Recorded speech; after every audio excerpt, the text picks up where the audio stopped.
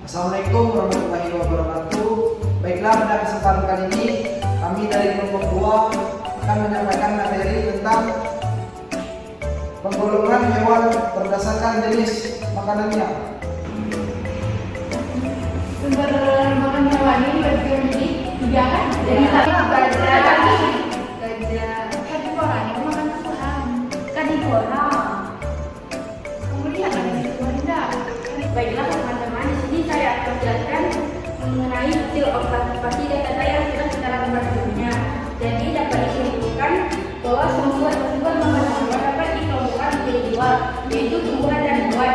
Makanan tersebut ada tumbuhan berupa daun, batang, biji-bijian, akar, atau umbi-umbian. Sedangkan makanan yang bersumber dari hewan seperti daging, ikan, ular, dan serangga. Perbedaan jenis makanan pada hewan menyebabkan adanya pengulangan jenis makanan hewan, yaitu yang pertama hewan herbivora adalah hewan pemakan tumbuhan. Hewan dalam golongan ini menjadi bagian dari tumbuhan, mulai dari daun, batang hingga ranting sebagai makanan dan sumber energinya. Ciri-ciri hewan herbivora dapat kita identifikasikan dari bentuk dan susunan giginya. Gigi geraham digunakan hewan herbivora untuk mengunyah dan menentukan makanan yang berupa tumbuhan.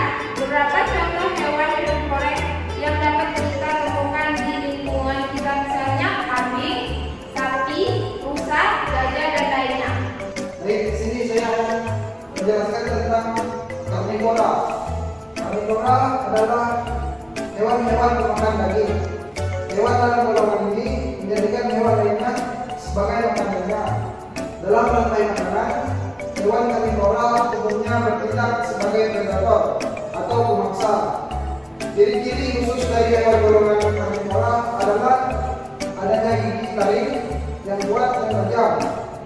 Gigi taring tersebut digunakan hewan karnivora sebagai alat untuk mencari daging mangsanya. Contoh hewan karnivora yang dapat kita temukan di sekitar lingkungan kita misalnya anjing, kucing, singa, macan, serigala, dan lain sebagainya.